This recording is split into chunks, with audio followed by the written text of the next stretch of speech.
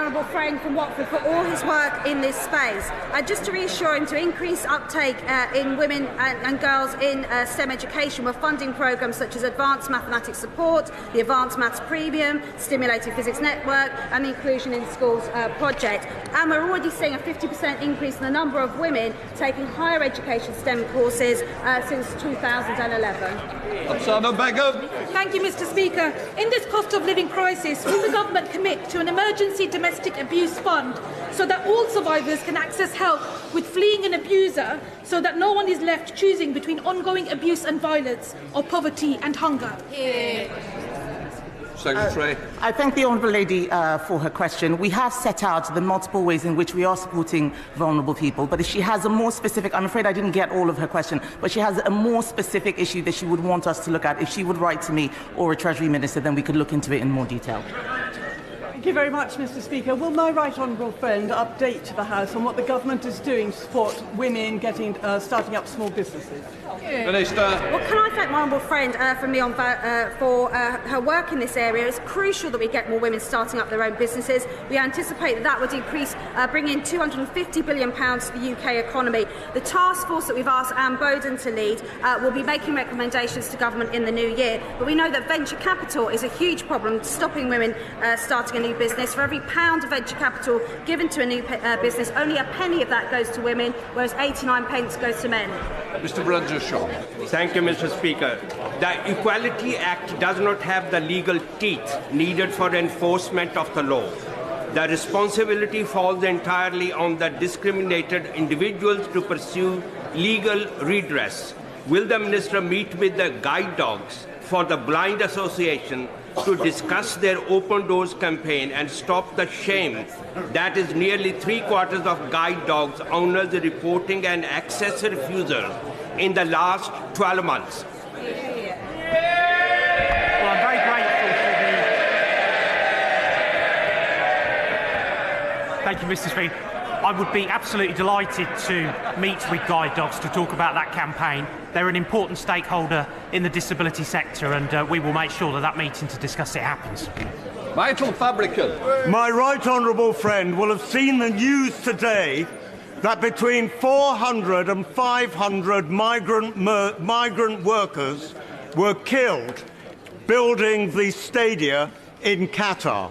Does this not make FIFA's decision to choose Qatar as a location even more ridiculous? And will she join me in condemning FIFA in the way that they have kowtowed to the government of Qatar in relation to their anti-LGBT bullying? My honourable friend raises an excellent point. Ministers and senior officials have raised the concerns of LGBT visitors with Qatari authorities at all levels and will continue to engage on the issue during the World Cup. And in fact, my Minister for Equalities, the member for Pudsey, is out there supporting LGBT people and continuing the engagement to ensure that they are protected. Toby Perkins. Thank you, Mr. Speaker. Black and ethnic minority students are proportionately higher within further education colleges, but the number of black and ethnic minority lecturers is small and the number of black and ethnic minority college leaders is tiny. So what is the government actually doing to address this? Mr. Speaker, he asks an excellent question. This is one of the issues which we looked at in our Inclusive Britain strategy. The Department for Education and the Equality Department are working to ensure that we do get the right proportion and representation of people in the education sector. He is right that there is an underrepresentation, and we need to look at the ways within the Equality Act, such as a positive action, in order to help address that and balance. Before we come to Prime Minister's questions, I would like to point out that the British Sign Language interpretation proceedings is available to watch on Parliament Live TV. We now start with questions of Prime Minister Tommy Shepherd. Number one, Mr. Speaker. Prime Minister. Mr. Speaker, I'm sure colleagues from around the House will want to join me in congratulating England on last night, commending Wales for inspiring millions, and also wishing everyone a happy St Andrew's Day. Mr. Speaker, this morning I had meetings with ministerial. In addition to my duties in this House, I shall have further such meetings later today. Tommy Shepherd. In 2014, his predecessor David Cameron signed up to the Smith Commission, which promised, amongst other things, that nothing in its report would prevent Scotland becoming an independent country should the people of Scotland so choose. Can I ask the Prime Minister, does he share that view? And if he does, and in light of last week's Supreme Court judgment, will he bring forward legislation to allow that choice to be exercised? Prime Minister. Well, Mr. Speaker, we did have that conversation not so many years ago. It was described as a once-in-a-generation referendum.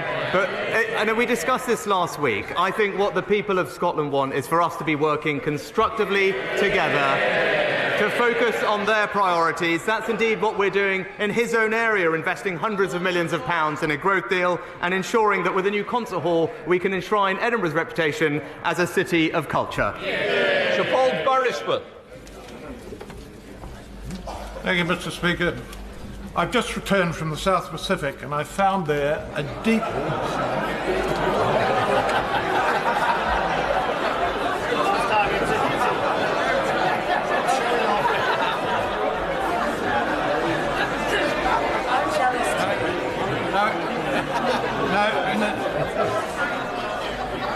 I've resisted the All Black jokes, Mr. Speaker, but I found there a deep concern at the expanding tentacles of Communist China. Would my right honourable friend agree with me that China is more than just, as he put it, a systemic challenge, but in fact an expanding, serious geopolitical threat? Prime Minister. Well, Mr. Speaker, China is indeed a country with fundamentally different values to ours and an authoritarian leadership intent on reshaping the international order, but actions speak louder than words. And that's why we passed the new National Security and Investment Act. Just recently, we used that act to block the sale of Newport Wafer Fab. And this week, with our announcement of Sizewell C, we ensured that China's state-owned Nuclear Energy Corporation will no longer be a part of the project. This government making sure that we protect our country's security. We now come to the Leader of the Opposition, Keir Starmer. Thank you, Mr. Speaker. May I join the Prime Minister in saying, well done, England, and I hope we can say that next week and the week after. Commiserations to Wales, so I'm sure we'll be back in the World Cup tournament before too long. And of course, Mr. Speaker, we mark that tomorrow is World AIDS Day. Mr. Speaker, Winchester College has a rowing club, a rifle club, an extensive art collection. They charge over £45,000 a year in fees. Why did he hand them nearly £6 million of taxpayers' money this year in what his Levelling Up Secretary calls egregious state support? Prime Minister. Mr. Speaker, I'm pleased he wants to talk about schools, because we recently announced billions more funding for our schools. We're helping millions of the most disadvantaged children catch up with their lost learning. And we're driving up school standards, Mr. Speaker. But during COVID, he wanted to keep schools closed. We shouldn't be surprised because I listen to parents and he listens to his union paymasters. Mr. Speaker, his Levelling Up Secretary, I see him down there, who, after all, was Education Secretary for 4 years, said you could scarcely find a better way of ending burning injustices than scrapping these handouts. And here's why, and he talks about driving up standards. Just down the road in Southampton, and he'll know this, 4 in every 10 pupils fail their English or Maths GCSE this year. 4 in 10. Is that £6 million of taxpayers' money better spent on rifle ranges in Winchester or driving up standards in Southampton? Well, Mr. Speaker, he talks about school standards. It's under a Conservative government, and thanks to the reforms of the former Education Secretary, that now almost 90% of schools are good or outstanding. But Mr. Speaker, whenever he attacks me about where I went to school, he is attacking the hard-working aspiration of millions of people in this country. He's attacking people like my parents, Mr. Speaker. This is a country that believes in opportunity, not resentment. He doesn't understand that, and that's why he's not fit to lead.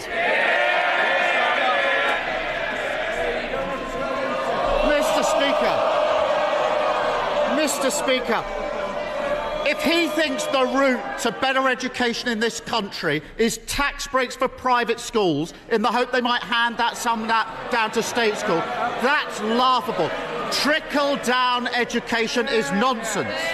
And, Mr. Speaker, it's not just the Levelling Up Secretary.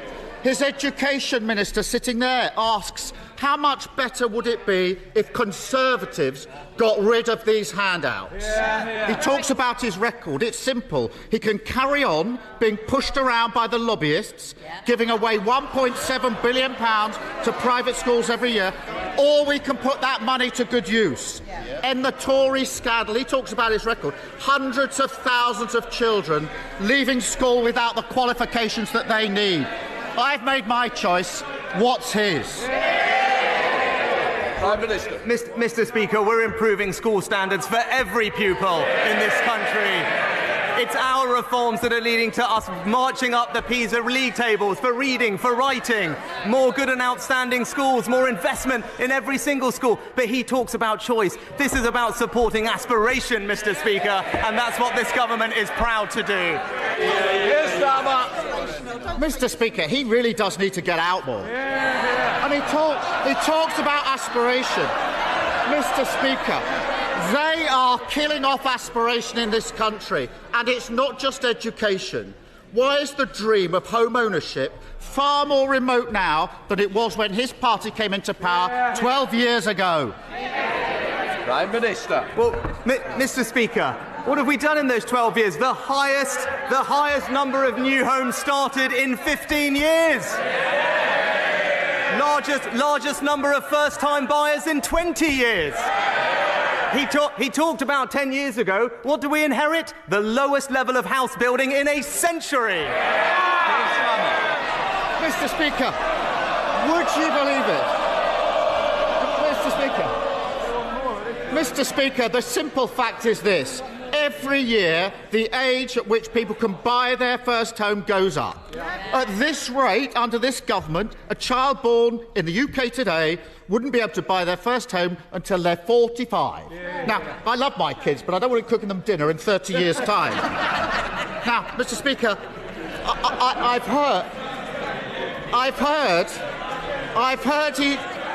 I've heard he's having a relaunch.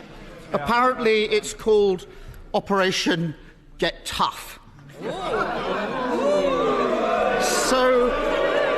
So how tough is he going to get with his backbenchers who are blocking the new homes this country so badly needs? Prime Minister. Mr. Speaker, we're delivering record numbers of new homes under this government. That's what we're doing. He talks about toughness, Mr. Speaker. He's too weak to stop dozens of his own MPs joining the picket lines. So what, if he wants to support those hard-working families and show some leadership, why doesn't he confirm right now that no Labour MPs are going to join those picket lines? Keir Starmer. Mr. Speaker, whichever way you slice it, it's always the same. Whether it's private schools, oil giants, or those who don't pay their taxes here, every week he hands out cash to those that don't need it. Every week he gets pushed around, and every week he gets weaker. But I can help him with this one. He doesn't need to do another grubby deal. If he wants to defeat that amendment from his anti-growth backbenchers on national targets for housing, Labour will lend him the votes to do so. Country before party, that's the Labour way. Why doesn't he try it?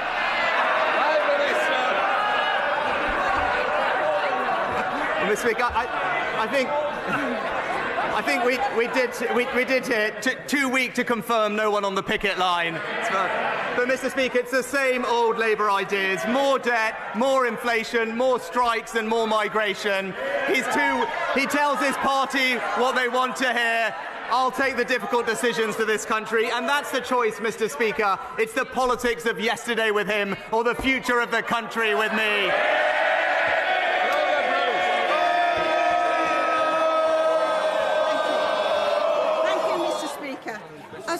context of this week's International PSVI conference, the UK again highlighted the need for more action to prevent sexual violence in conflict.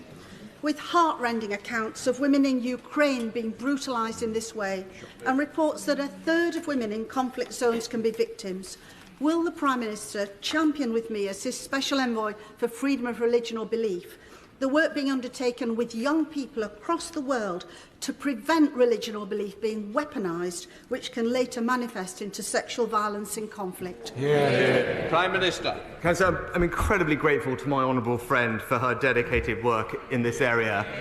And she's absolutely right to highlight that this week the UK hosted the Preventing Sexual Violence in Conflict Initiative Conference. It was an incredible success. I pay tribute to all those involved, and as she said, we managed to reach a new political declaration in the conference where over 50 different countries have agreed to put an end to sexual violence in conflict, and she deserves praise for all her work in this area. Leader of the SNP, Ian Blackford. Thank you, Mr. Speaker. I'm sure the whole House will want to join me in sending prayers and condolences to the wife of Doddy Weir, who sadly passed away at the weekend. The absolute giant of a man, an inspirational figure in Scottish rugby, and someone who raised £8 million for MND charities over the course of the last 6 years. Our thoughts and prayers are with Cathy, with Hamish, with Angus and with Ben. Mr. Speaker, let me wish everyone a happy St Andrew's Day. And those that know anything about St Andrew know that he's not just the patron of Scotland, he's celebrated right across Europe. That is why it is such a sad sight to watch this Prime Minister ram through a bill that would rip up 4,000 pieces of European law, laws that protect workers' rights, food standards and environmental protections. And it's an even worse sight watching the leader of the Labour Party desperately trying to out-Brexit the Prime Minister, ruling out freedom of movement and any hope of a Swiss-style deal. Brexit is now the elephant in the room that neither the Tories or Labour are willing to confront. When will the Prime Minister finally see reality and admit that Brexit is a significant long-term cause of the UK economic crisis? Well, Mr. Speaker, can I start by joining my honourable friend in offering our condolences to the family and friends of Doddy Weir, and I'd also like to pay tribute to him for his campaign to raise awareness of MND, which has made a big difference. Now, Mr. Speaker, straightforwardly, I was proud to support Brexit. It was the right thing for this country. It allows us to, first of all, get control of our borders, which is incredibly important, and reduce migration, all of which, Mr. Speaker, I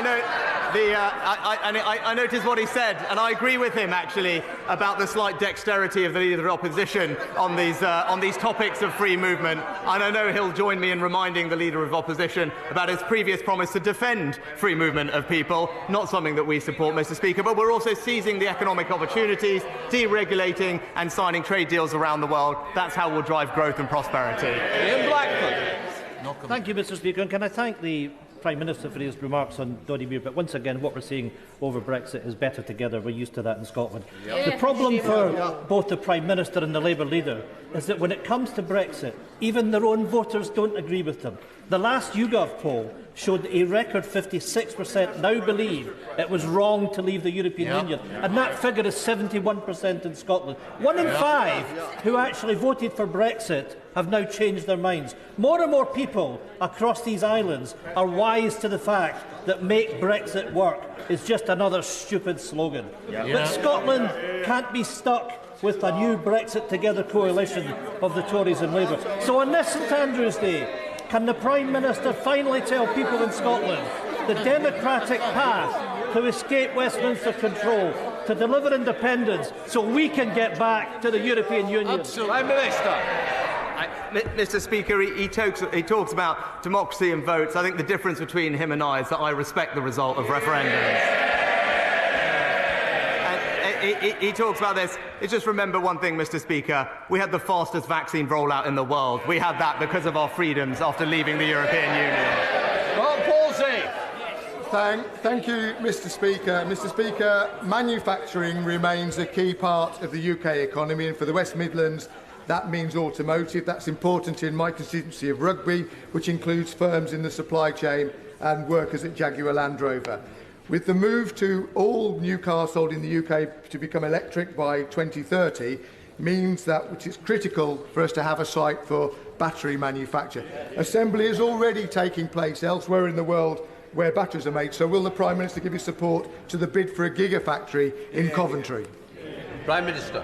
I pay tribute to my honourable friend's efforts to progress this project. We're fully committed, Mr. Speaker, to securing investment to grow our electric vehicle supply chain. Now, although he'll know I can't comment on individual commercial negotiations, we did announce in the Net Zero Strategy £350 million of funding in the Automotive Transformation Fund to support the development of that supply chain, and I wish him every success in his bid.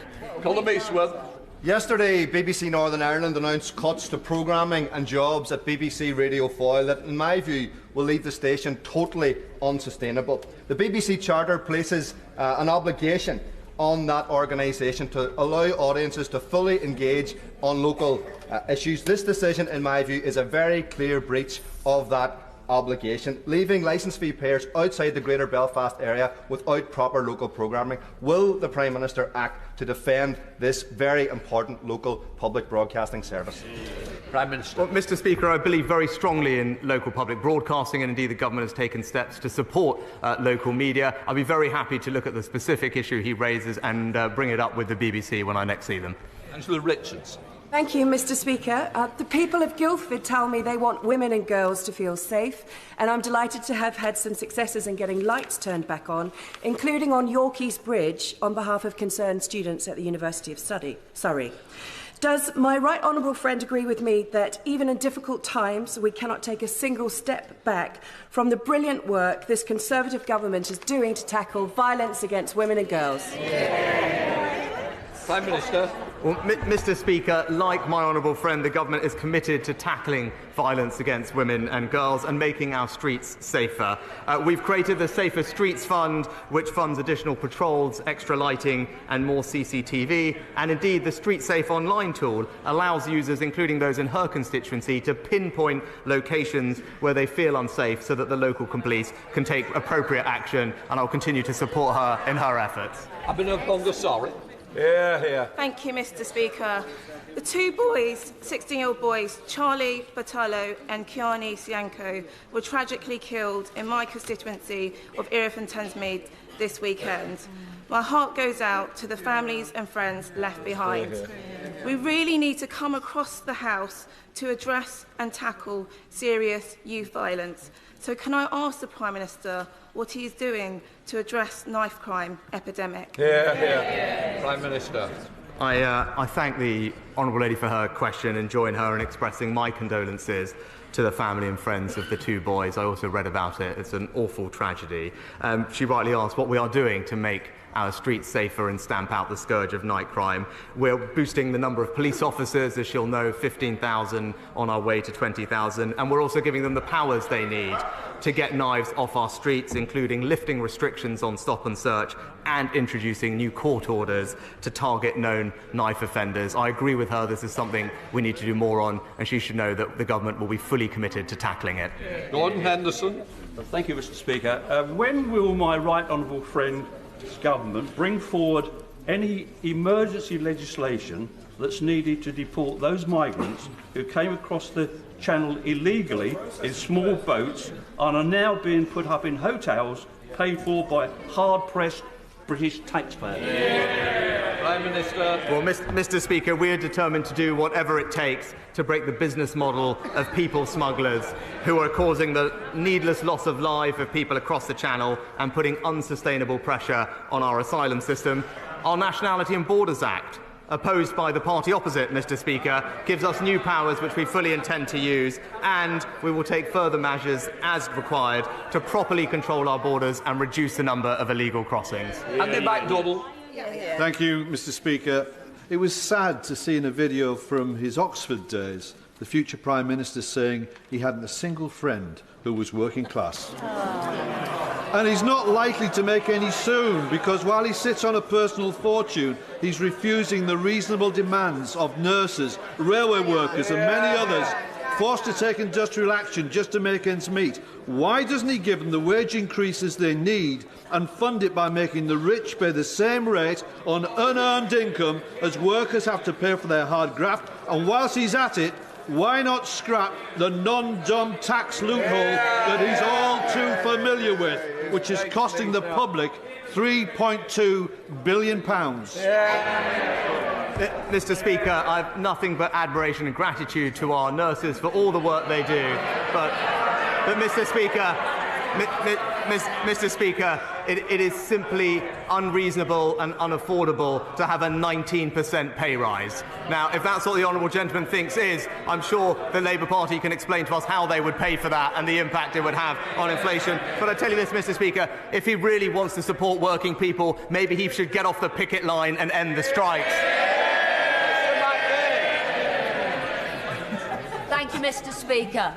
The train service between Wilmslow in my constituency and London was always hourly, direct, and took 1 hour 50. Now, you'd be very lucky if you got a direct train, and the journey time is double, or often double. And that's not restricted to strike days, that's day in, day out on Avanti trains.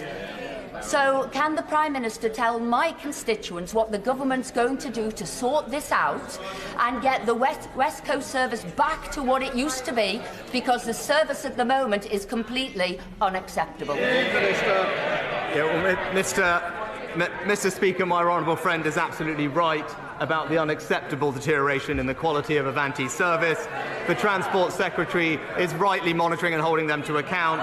There is a plan to increase the number of trains to 100 additional drivers, Mr. Speaker, and restoring the full direct service between Manchester and London. But what this plan needs, Mr. Speaker, and I hope the party opposite support it, is trade union cooperation. Lyra Wilson. Rubbish. You lot. Thank you, Mr. Speaker. I'm sure members opposite felt a certain sense of déjà vu watching the Welsh defence during last night's match. After all, they know what it feels like to have Marcus Rashford run rings round them.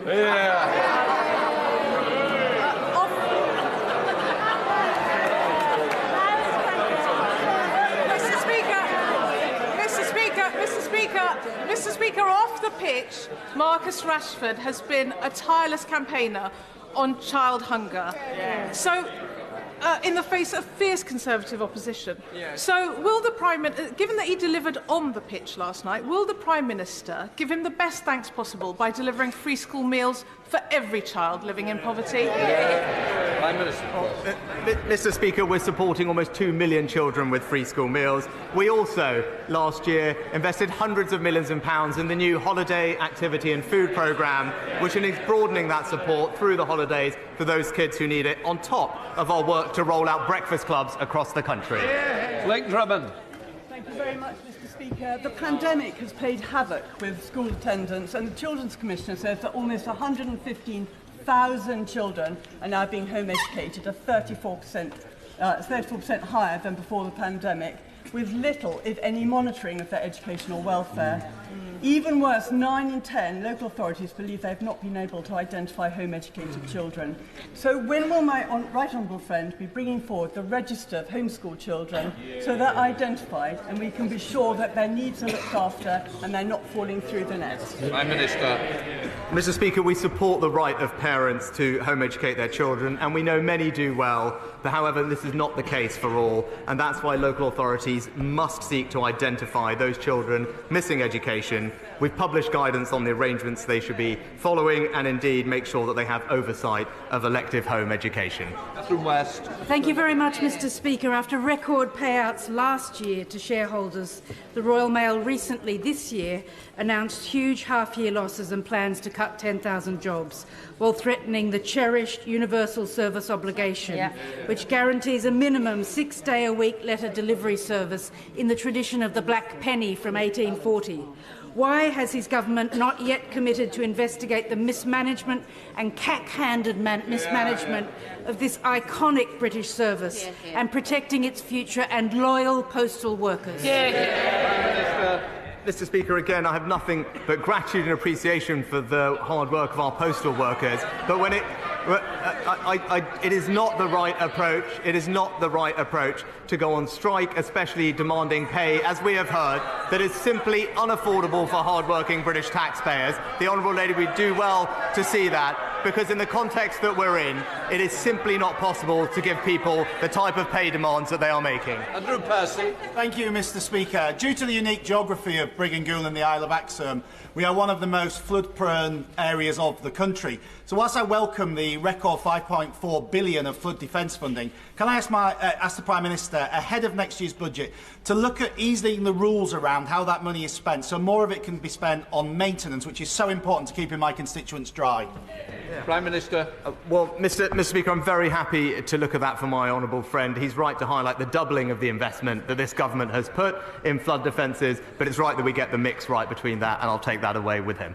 Liam Fletcher. Thank you, Mr. Speaker. The West Midlands Chief Constable has revealed that a vulnerable child was forced to spend 2 days living in a police station during a mental health crisis because the right specialist help could not be found for him. I know more and more young people are unable to access appropriate support for mental health. Will he accept Labour's plans to scrap private school charitable status and use the money to fund a mental health professional in every school? Well, Mr. Speaker, I'd say to the Honourable Lady, we've already committed to offer all state schools a grant to train a senior mental health lead by the end of this Parliament. Already 6 out of 10 have doing so. There's funding for all of them to have it. In addition to that, we're increasing the support that we give to those with eating disorders, because she's right, mental health does affect young people. This government is backing those people to get the support that they need. Thank you, Mr. Speaker. The number of people crossing the Channel is a national emergency. The number of migrants in hotels is a national emergency. Isn't it time we had a Cobra-style committee involving the DWP, DLUC, the Home Office and led by Number 10 to tackle this crisis? Prime Minister. Well, Mr. Speaker, I share my honourable friend's frustration, and I want to reassure him that we will do whatever it takes to reduce the number of illegal crossings to this country, take any new powers that we need to. I look forward to working with him to ensure we can do that, because this is fundamentally about our sovereignty, Mr. Speaker, and the proper control of our borders. Whilst the Labour Party have tried to oppose every measure we have taken, we will keep going, because we need to make sure that we stop the crossings. Kirsten Oswald. Thank you, Mr. Speaker. Last week, the UK Government's Regulatory Policy Committee stated that the retained EU law bill is not fit for purpose. The Institute for Directors, the TUC and countless others have urged the Government to scrap the bill. And businesses across Scotland have already suffered severe economic damage under this Tory Brexit agenda, and they now see the outlook clouded with even more complexity and uncertainty. If the Prime Minister is serious about protecting the economy and looking after SMEs, why not do the right thing and scrap this disastrous ideological bill now? Prime Minister. Well, Mr. Speaker, actually taking advantage of our freedoms is going to drive growth and jobs and prosperity in the United Kingdom. Whether it's in life sciences, whether it's reducing the burdens on data for those SMEs, whether it's in the financial services industry in Scotland. That's how we're going to create prosperity across this nation, Mr. Speaker, and that's why we're going to get on and deregulate post-Brexit.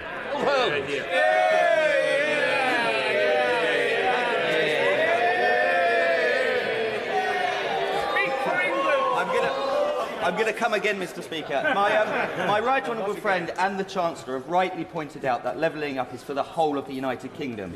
And as a Southampton man, my right honourable friend will know that since the 1970s, Eastleigh has been promised a much-needed Chickenhall Lane bypass. So will he agree to meet me and Hampshire County Council to finally get this project moving? Prime Minister. Well, Mr. Speaker, it's right that we spread opportunity across the country, including in Eastleigh and the South. I understand that it's for Hampshire County Council to bring forward the proposal for the bypass, which I hope they do at the next funding opportunity, and I'll ensure that my honourable friend and the Council have a meeting with the Transport Minister as soon as possible. Final question on Brock. Thank you, Mr. Speaker. Tory ideology has blocked onshore wind development in Scotland for years. Peterhead carbon capture clusters lost out in funding twice and still only classed as a reserve. Pump storage hydro schemes have been blocked because the UK Government won't discuss a pricing mechanism. If the Prime Minister actually does care about net zero and cares about Scottish jobs, will at least take action to advance Peterhead CCS and pump storage hydro in Scotland? Prime Minister.